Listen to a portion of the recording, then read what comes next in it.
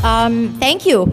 Like a true founder, I've shown up with, I think, 20 seconds to spare to my speech, hence still a little out of breath.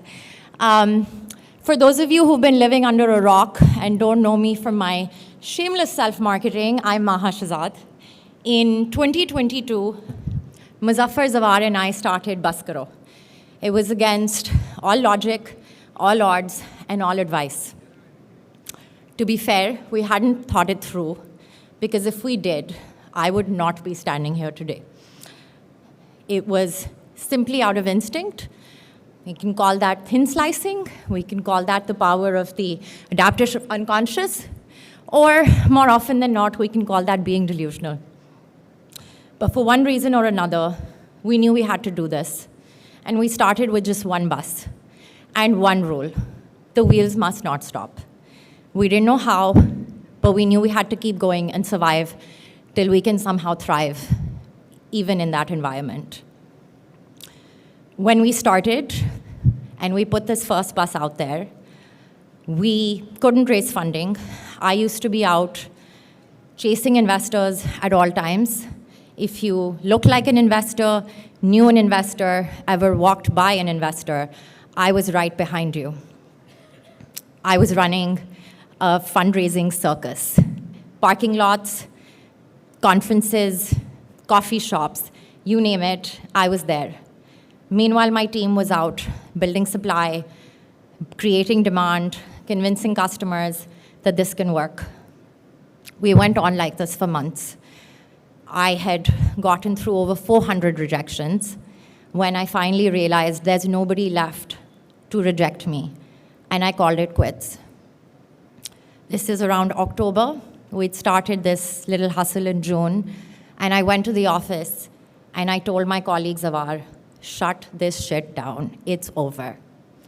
I went home, hadn't slept in years, because I went from having a very high energy job to starting Buscaro, and so lacked sleep in life.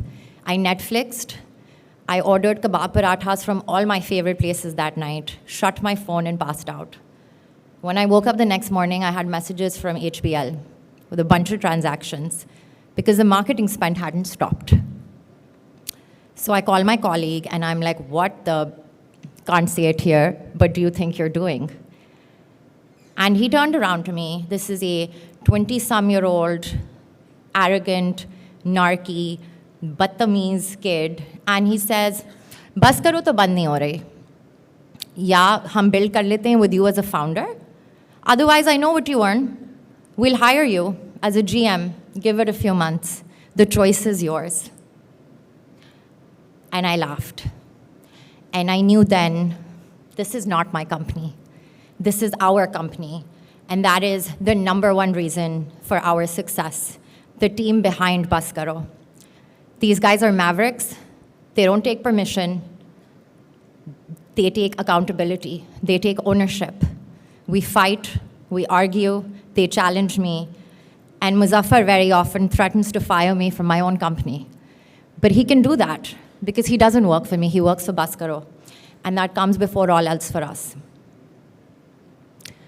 As we continued to struggle and continued to keep going with this team, I fully utilized the power of this very community. I see Junaid sitting here, and I became his intern again for a few days, and he used to tell me, tech pe abhi paise nahi lagana, model figure out karo. And he saved me that buck. I2I is not an investor, but Kulsoom Lakhani used to sit around fixing my decks. I remember calling Monis Rahman to ask him, ye IC or DR kya hota hai? And I was vulnerable, and I was open about everything that I didn't know, which is why I was able to learn the things that I did. It was this community together. It was Heather Raza from Dealcart, who eventually connected me to one Alan Rutledge. That turned out to be a $160,000 check, which at that time seemed more than $1 billion does to me today. And that's how we started. A couple of weeks later, everyone said, we've gotten lucky, because Swivel has shut down, and we have taken over that business. Well, I'd argue that luck is not as random as people make it out to be.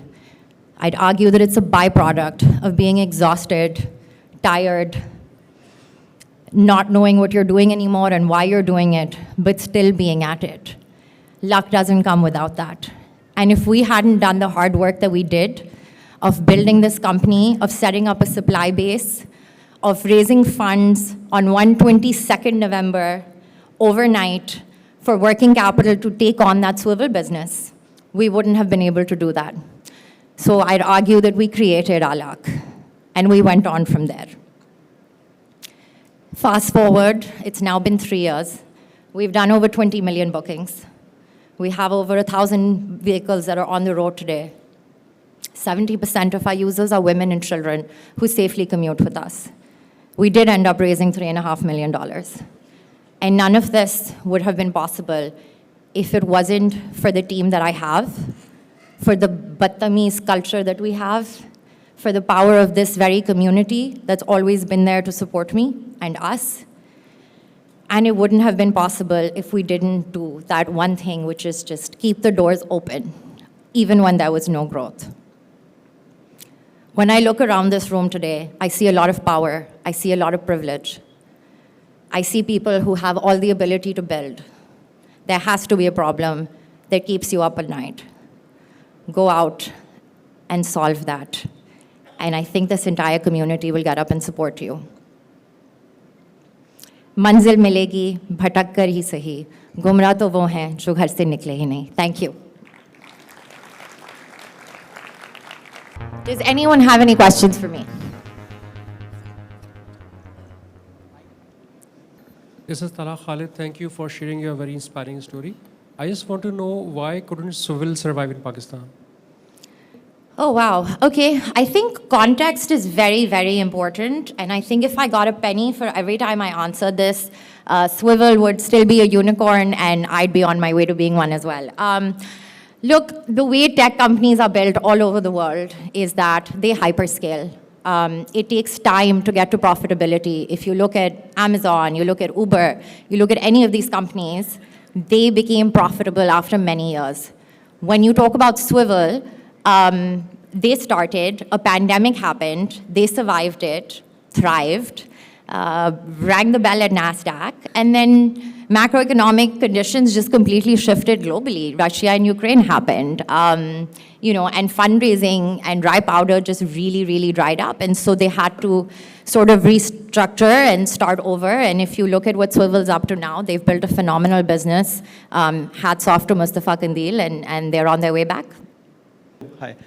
So my question is, like, essentially, Buscaro, ka jo competitor, it's probably government, because they are investing into public infrastructure, and the thing is, they don't really care about returns, like as compared to like a private company, right? So like, let's say कोई political party जाके जो government में है, वो जाके Asian Development Bank से या World Bank से बहुत सारे पैसे ले लेती है, और वो बहुत सारी टर्की से, चाइना से buses खरीद लेती है. So then how your model is going to sustain, in a sense, because they don't really care about returns, and also they have vested interest, in a sense के in returns they are expecting votes from public, and public are very emotionally driven. I understand your question. In the interest of time, let me just take that on. देखें जी, पहली चीज़ ये, अगर पाकिस्तान वो मुल्क बन गया जहाँ पे हर किसी को सेफ पब्लिक ट्रांसपोर्ट मिल रही है, I am very happy to take my losses and shut down. So are my investors. We make dua for that, number one. Number two, if that day is to come, they need efficiency in their systems, which is where B2G partnerships are so important, right? And so I have a data stack that can be used to make what the government is doing far more efficient, and I become a very natural choice for them. That's one. Two, my competition is everyone and no one, right? I'm not directly competing with public transport in a way I compete with InDrive, Yango, private transporters, the whole shebang, right? What I am doing is trying to provide transportation at a certain price point, which is affordable and it's safe, right? And I solve for daily commute. Now, if you look at the routes that we have available in this country, आज की तारीख में आपकी 30% demand भी, if we all decided to use a public bus, पूरी नहीं कर सकती है government, right? And so there's a big delta. That's what we're trying to fill. Then there's issues around accessibility, right? So even if you can take a public bus, you actually have a cost of getting to it and from it. And so when you start adding your rickshaw costs or your bike costs, those numbers suddenly change and you're not just paying the 100 rupees to the government, right? And so I'm essentially saying, please, let's have public transport, as much of it as possible. But for people who are not using it for any reason, I'm trying to ensure that they still have a way to commute with dignity in a way that's affordable. Hi, my name is Safia Dos Mohammed, and I am a psychologist. So when you were talking about your journey, I was really interested when you mentioned you went through 400 rejections. So people don't talk about the challenges and the pain that they face when they are going through this journey. So can you elaborate the kind of mental challenges you had, and what was your weakest point, and what did you do to sustain your journey? And then what is the weakest point or weaker issues that you face behaviorally, emotionally, or psychologically that really puts you in abyss? And how do you recover from that? So, excellent question. So glad you asked it. I speak a lot about the importance of mental health. I am willing to argue that if we take every founder, at least in Pakistan, I'd imagine 90% either suffer with anxiety or with depression, right?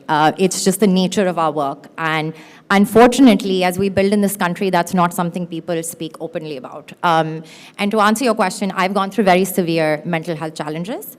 I have gone through clinical depression. In fact, I think my psychiatrist is up next on the next panel. I have gotten professional help. I have family and friends that I rely on. But I think as a founder, the other thing that's very important outside of course, getting help from mental health professionals is using this community. It feels a little bit easier when I talk to another founder and he says, yaar, ye to mere saath bhi hua hai. मैं इतनी rejection से मैं भी गुजरा था, या मैंने भी ये गलती की थी, या I also don't know everything. I think that also makes you feel like a human. And it makes you feel like it's okay that you don't have it all figured out. And so that's one other thing that I think, especially for everybody in this room, they should really be leaning on.